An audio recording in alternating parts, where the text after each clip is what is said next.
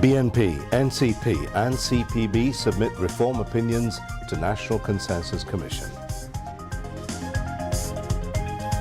EC willing to complete delimitation for 13th parliamentary election as soon as possible. EC will give priority to people's applications.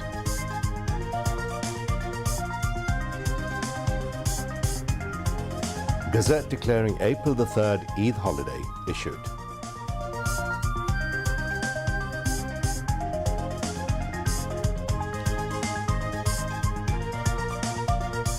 Investigation of 6 dead bodies burning at Ashulia during July-August genocide completed, says Chief Prosecutor.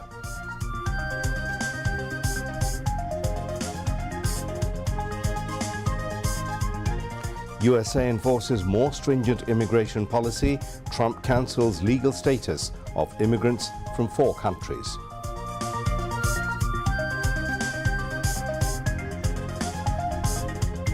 And in Mount Maunganui, New Zealand clinched T20 series by 3-1, beating Pakistan by 115 runs in the 4th match. Assalamu alaikum. Details of the News at 10 will be coming up. You've just heard the headlines. I'm Mahmoud Rahman. BNP, NCP and CPB have submitted proposals to the National Consensus Commission on recommendations of reform suggestions. A 3-member delegation led by Party Standing Committee member Salahuddin Ahmed submitted the proposals to the Commission at LD Hall of Shangshul Bhavan today. Later, the BNP Standing Committee member briefed newsmen. He said in most cases BNP has agreed with the recommendations. However, the party disagreed with some recommendations and opined for changes. Besides, NCP has submitted their opinion to the National Consensus Commission. Various proposals, including cancellation of the Constitution, were highlighted in the party's recommendations. Earlier in the morning, State Reform Movement held meeting with the Consensus Commission. Led by President of the organization, Hasnat Qayyum, a delegation took part in the meeting.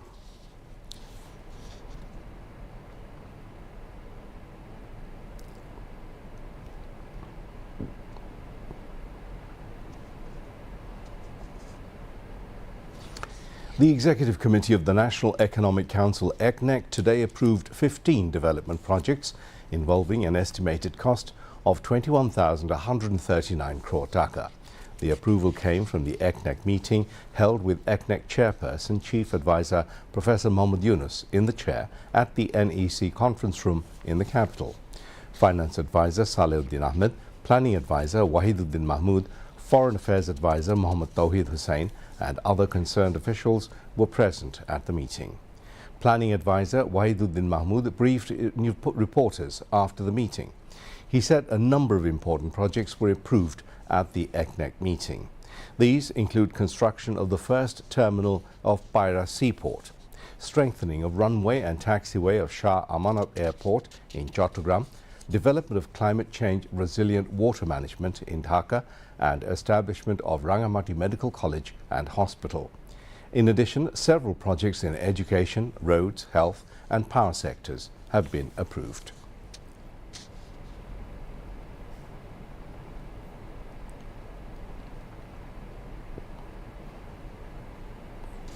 The Election Commission will prioritise public demand regarding the demarcation of parliamentary constituencies. The Commission will start the process after amending the relevant laws. Since 2008 to 2023, the boundaries of 130 constituencies have been altered at different times without considering administrative convenience or geographical integrity. According to the Election Commission, boundary-related complications exist in 55 constituencies. People of many upazilas got lawmakers from others upazilas. As a result, voters need to go to one upazila for the local parliamentary and another for administrative purposes. So far, the Election Commission has received over 360 applications requesting boundary demarcation of constituencies. Many applicants demand a return to pre-2008 boundaries, specifically those set in 2001. For this reason, the Election Commission wants demarcation of constituencies before the upcoming 13th parliamentary elections. Election Commission Senior Secretary Akhtar Ahmed said that the submitted applications will be processed systematically. The process will take into account legal aspects, practical realities, geographical integrity and administrative management before any changes are made. On the occasion of Eid al-Fitr, the government has issued a notice today announcing April the 3rd as holiday following its executive order. So, due to the additional one-day leave, employees of the government will get 9 days leave in a row. During the long holiday, all government, semi-government, autonomous, semi-autonomous and private offices will remain shut. However, hospitals, emergency services and employees involved in these services will not come under the above leave. In addition, doctors, health services employees, transport workers carrying medical instruments and officers involving emergency services will remain beyond this leave. This year, government employees will enjoy 9-day leave in a row between March the 28th and April the 5th. Chief Prosecutor of the International Crimes Tribunal, Mohammed Tajul Islam, has said it has received an investigation report in the case filed allegedly for committing crimes against humanity by burning 6 bodies of protesters in Ashulia. He told the journalists this while talking to them at the auditorium of Tribunal today. Investigation of 3 to 4 other cases of crimes against humanity are now at the final stage, he added. The Chief Prosecutor said they will submit the formal charge before the ICT after scrutiny of the investigation report. Bangladesh Army today organised iftar mehfil and prayers in honour of injured students of July mass upsurge at Shenakunjo in Dhaka cantonment. Chief of Army Staff General Waqaruzzaman gave the welcome address. Special prayer was offered after the address. Army officers took part in the iftar with students. The Army Chief said till date Bangladesh Army has extended Medicare service to 4,200 students. He assured that Army will continue providing Medicare to the injured students. He said the injured students of mass upsurge are pride of country and nation. He urged them to keep up their moral strength. The injured students were given Eid gifts alongside financial assistance at the event.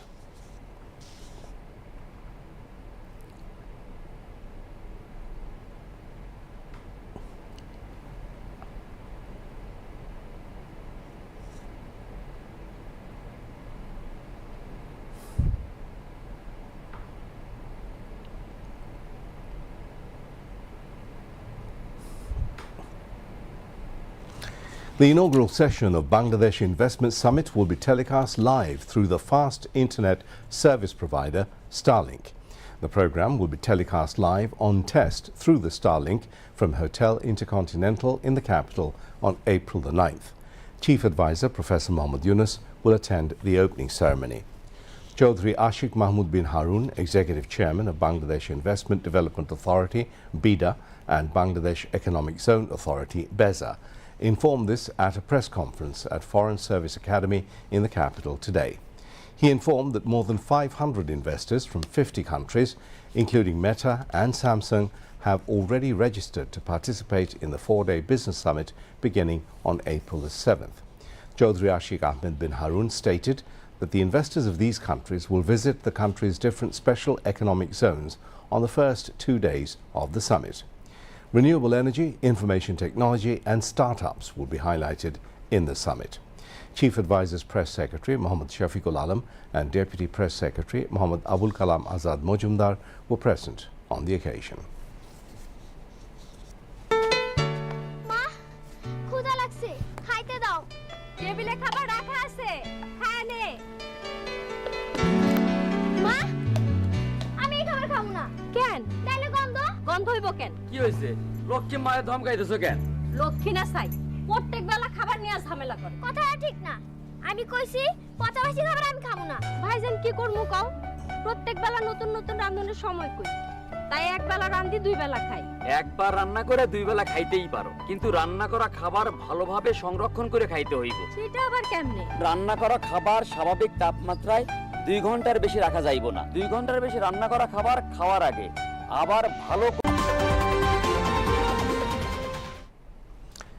The U.S. Department of Homeland Security said Friday that it will revoke legal protections for hundreds of thousands of Cubans, Haitians, Nicaraguans and Venezuelans, setting them up for potential deportation in about a month.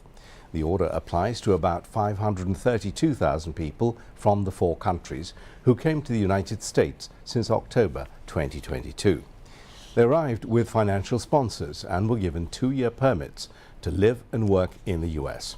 Homeland Security Secretary Kristi Noem said they will lose their legal status on April the 24th or 30 days after the publication of the notice in the Federal Register. The new policy impacts people who are already in the U.S. and who came under the humanitarian parole program. It follows an earlier Trump administration decision to end what it called the broad abuse of the humanitarian parole, a long-standing legal tool presidents have used to allow people from countries where there's war or political instability to enter and temporarily live in the U.S. During his campaign, President Donald Trump promised to deport millions of people who are in the U.S. illegally, and as president, he has also been ending legal pathways for immigrants to come to the U.S. and to stay. Israel says it has hit dozens of Hezbollah rocket launchers and a command center in southern Lebanon after rockets were fired from there into Israel for the first time since November's ceasefire deal. Israeli Prime Minister Benjamin Netanyahu earlier said he had instructed the Israel Defense Forces, IDF, to act forcefully against dozens of terror targets, reported BBC. Lebanon state media said 1 person was killed in the Israeli strikes. The IDF said 3 rockets were intercepted in the northern Israeli town of Metula on Saturday morning. There were no injuries. No group has so far admitted firing the rockets, and Lebanon's Prime Minister warned against his country being dragged into a new war. The ceasefire deal ended 14 months of fighting with Hezbollah, the Lebanese armed group backed by Iran. The UN peacekeeping force in Lebanon, UNIFIL, said it was alarmed by the possible escalation of violence, urging both Israel and Lebanon to uphold their commitments.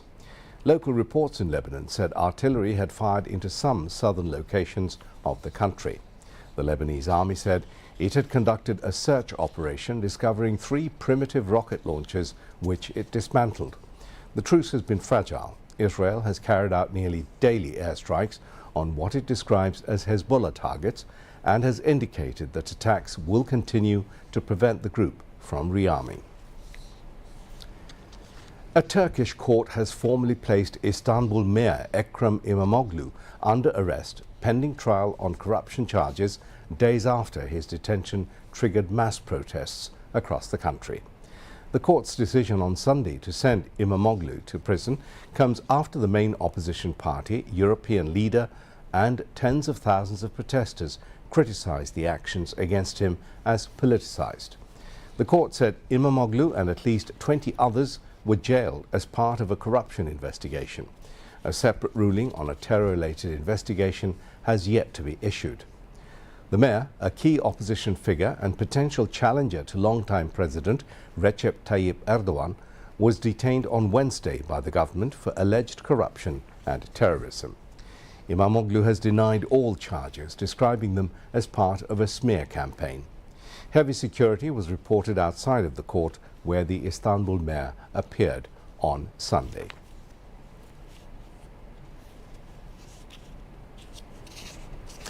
Now the timing for Sahri tonight and tomorrow's iftar for Dhaka and its adjoining areas. The last time for Sahri is 4:42 a.m. and tomorrow's iftar at 6:11 p.m. On now to the weather.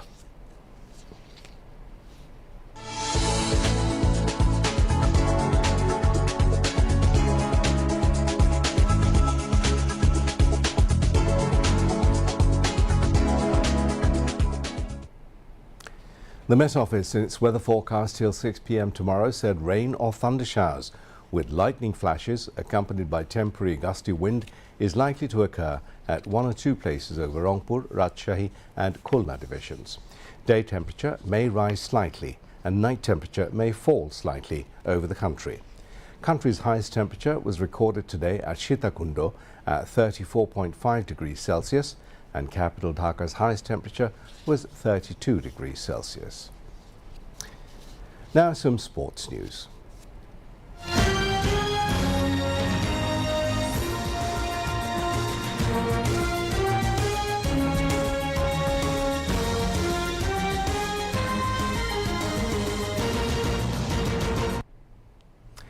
New Zealand defeated Pakistan by 115 runs in the fourth T20 of the five-match series at Mount Maunganui. With this victory, the Kiwis secured the five-match series 3-1 with one match remaining.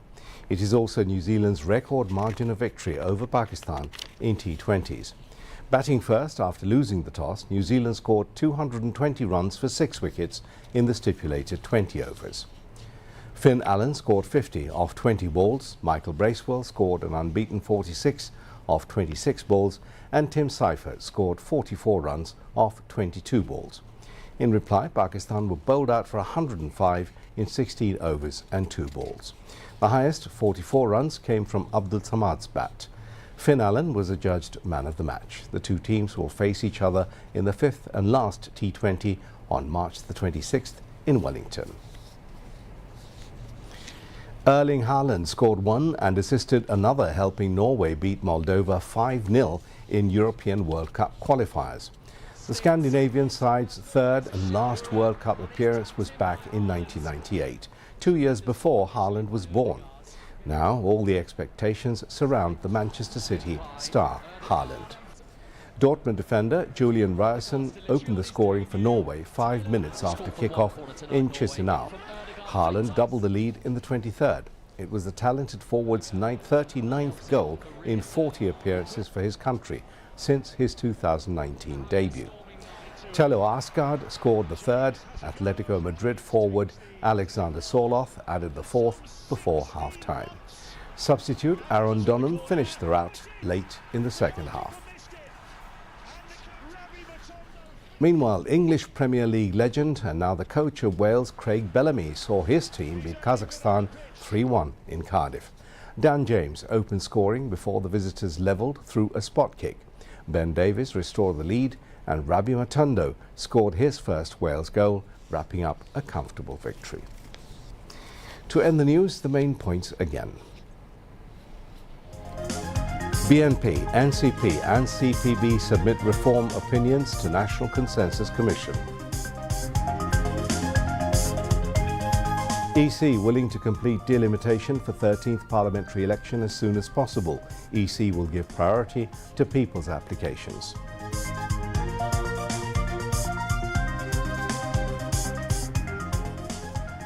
Gazette declaring April the 3rd Eid holiday issued.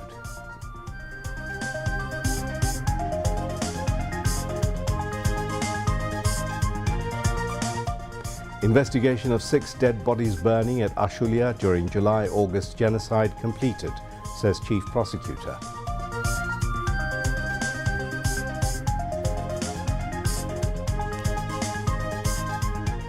USA enforces more stringent immigration policy. Trump cancels legal status of immigrants from 4 countries.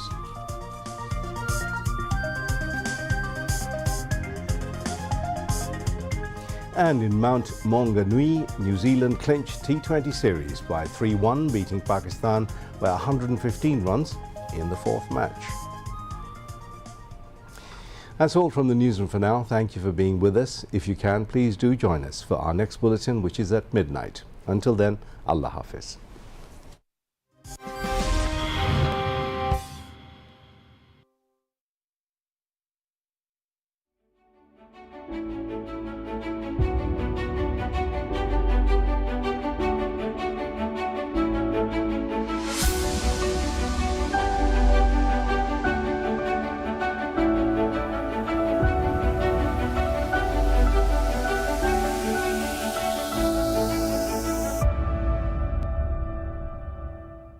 আসসালামু আলাইকুম। প্রতিনিয়তই বিশ্বে ঘটছে নানা ঘটনা দুর্ঘটনা। এর কয়টি বা আমরা জানি? রাজনীতি, অর্থনীতি ও যুদ্ধ বিগ্রহের আড়ালে অজানাই থেকে যায় নানা প্রান্তে ঘটে যাওয়া বিচিত্র সব ঘটনা। আড়ালে থাকা এইসব মজার মজার বিষয় নিয়ে আমাদের প্রতিদিনের আয়োজন বিশ্ব বিচিত্রা। বরাবরের মতো আপনাদের সাথে আছি আমি ফারজান আলীনা। শুরুতেই জেনে নেওয়া যাক আজ কি কি থাকছে আমাদের আয়োজনে। সবচেয়ে দুর্গন্ধময় যে জিনিস স্থান পেয়েছে গিনেস রেকর্ডে। গাছের কাণ্ডে জমে থাকা পানি ভরসা যে দেশের মানুষের। জড়িয়ে ধরায় পেশা, মাসে আয় করেন লাখ টাকা।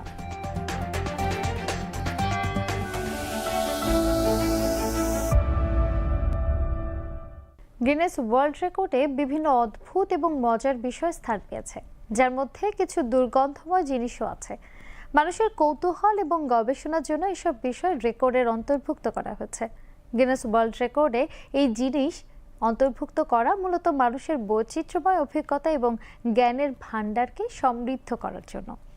দুর্গন্ধময় হলেও এগুলো বিভিন্ন সংস্কৃতি এবং প্রাকৃতিক বৈচিত্র্যের অংশ। ডুরিয়ান ফলকে ফলের রাজা বলা হলেও এর গন্ধ অসহনীয়। এটি দক্ষিণ পূর্ব এশিয়ার দেশগুলোতে খুব জনপ্রিয়, তবে এর তীব্র গন্ধের কারণে অনেক জায়গায় ডুরিয়ান নিয়ে গণপরিবহনে ওঠা